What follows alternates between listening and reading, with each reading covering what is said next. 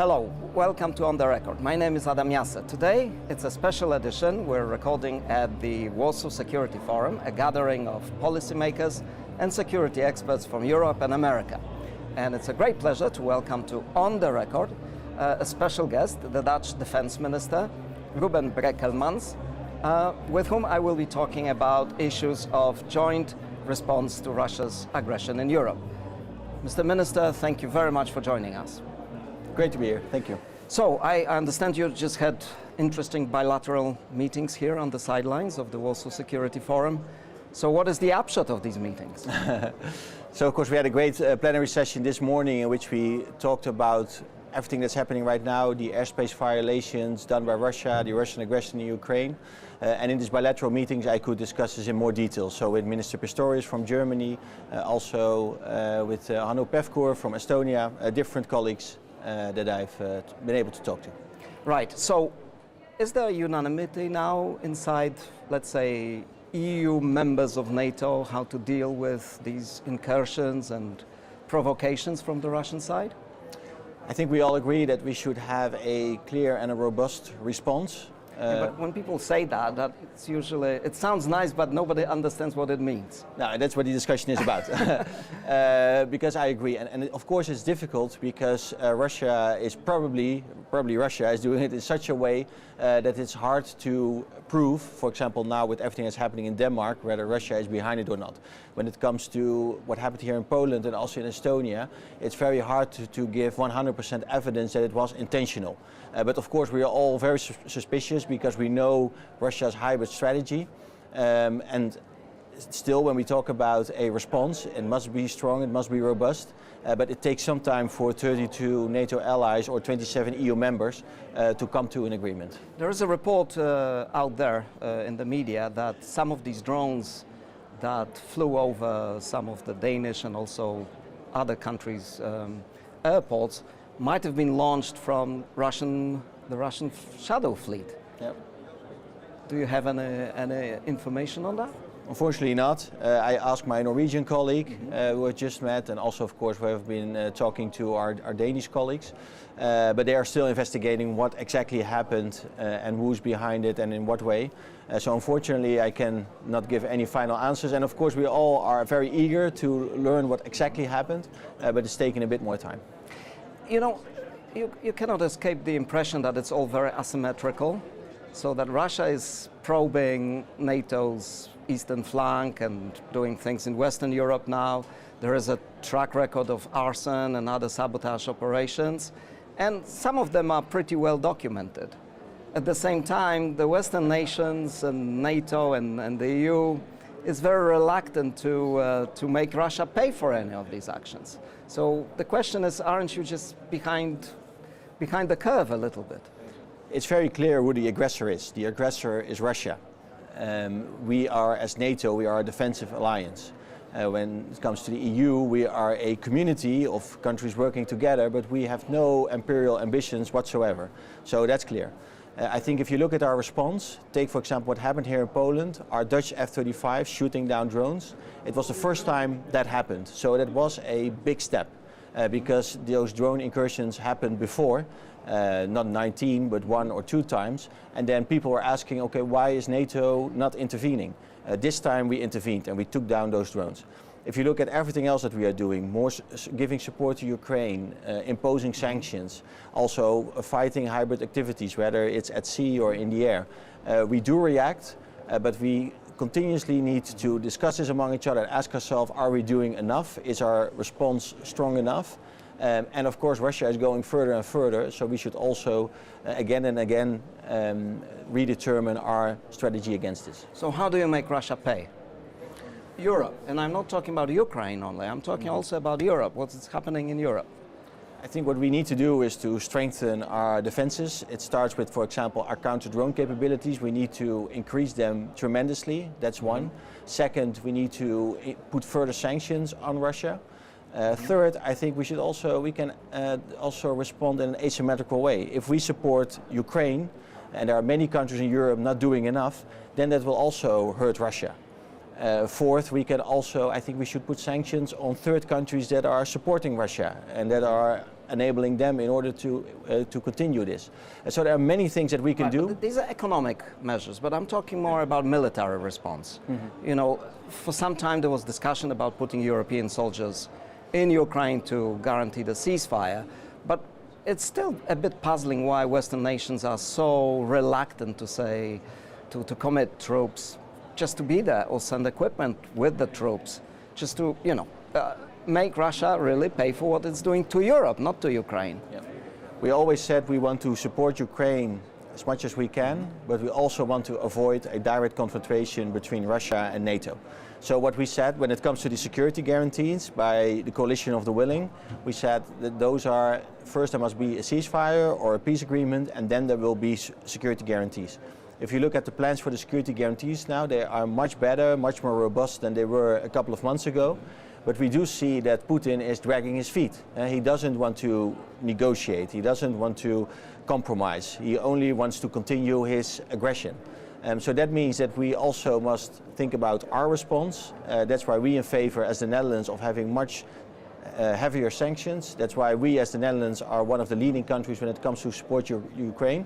But I also see that there are many countries in Europe not doing enough. And that's why we keep pushing them also to step up and to speed up their support. And does the Netherlands support some calls within the NATO and within the EU to shoot down any incoming Russian missiles, planes, next time round? When it's in NATO territory, yes. You mean? I think you need to look at it case by case. If there's a direct threat, you should be able to take it out. For example, the drones, our F-35s took them out.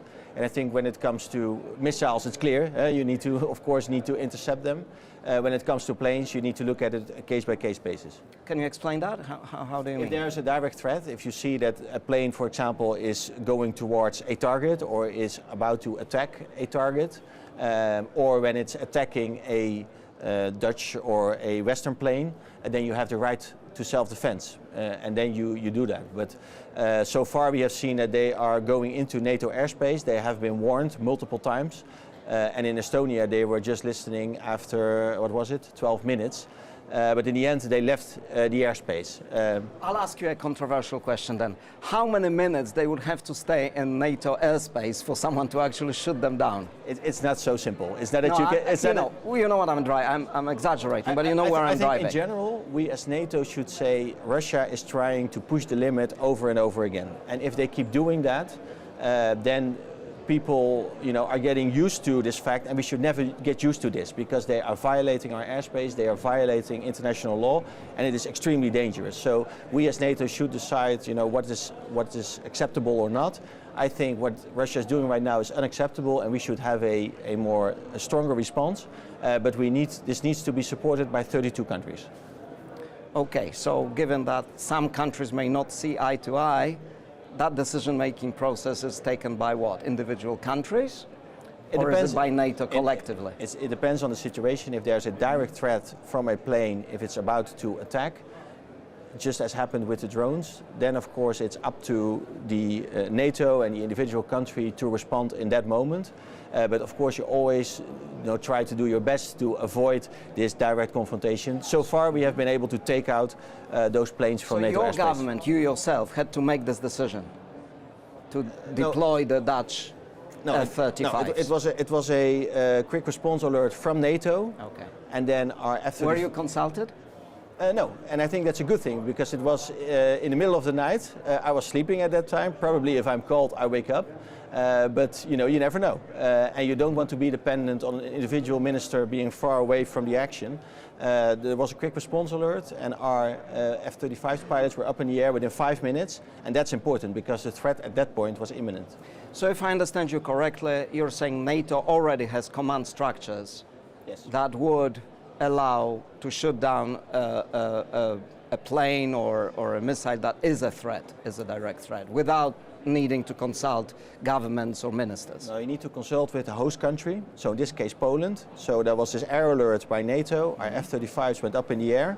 When they wanted to take out those drones, they had to get approval from the Polish authorities. And the cooperation with the Polish authorities was excellent. It went very fast, so that was very good. Very fast is my favorite denomination of time. Yeah. How long did it take? Half an hour? I don't know. I don't know the exact number, but Okay. it went very fast. So our planes went up in the air and they could take out those drones very quickly. So that worked very well. Does it annoy you that you use planes to shoot down drones when the Ukrainians are using machine guns to shoot down drones? Of course, we need to look for more efficient ways to do that, because I think it was amazing. It was a great performance what our F-35 pilots did. They worked all night by different shifts and everything. They were refueled in the air, so it was really a great performance in that respect. But it's not efficient, of course, and we have much cheaper options to take out those drones. Anti-drone systems, and we need to invest much more in it and make sure that they are available at scale. So that along the eastern flank, it's much easier than to take out those drones. Are you happy with those F-35s as the Netherlands? Are they a huge improvement of F-16s? Yeah, they are. Their capabilities are much better when it comes. Can you tell us something about it which is not secret? No, if it's not secret, then things that are secret I cannot share, of course. But it's also, so it's not only about the interception, but it's also about their radar system and their detection. So the fact that they are able to detect those drones and also are able then to take them out. So given the fact that a plane is able to do that, a fighter jet is able to do that, I think that's quite special. Okay. Let me now touch upon another subject which is maybe broader, which is nuclear deterrence. We see relations within NATO have improved, and the United States remain committed to Europe's defense. But there is an increasing concern that when it comes to the nuclear deterrent, Europe's position is not as strong as it used to be. So how do you, as the Dutch government, see this issue? Should Europe pursue a stronger common nuclear deterrence based on the French and the British, or should individual countries pursue this? Now, I think we need the United States, and that will also be the case in the future. If you look at our F-35s, you ask about the strategic capabilities. One of the things is that our F-35s are nuclear capable. We were the first country that was able to do that. I think in that way we are also contributing to our nuclear deterrence and our nuclear posture. So of course countries can ask themselves whether they are able to contribute in some way.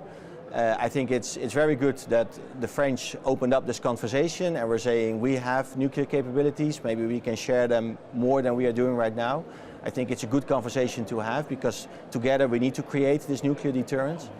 But I don't think we need, at this point, a fundamental shift, because I'm fully confident that we can rely on the United States. You are confident? When it comes to nuclear deterrence, yes. What makes you so confident? Because the United States has expressed this over and over again. Also, we had the NATO summit in The Hague.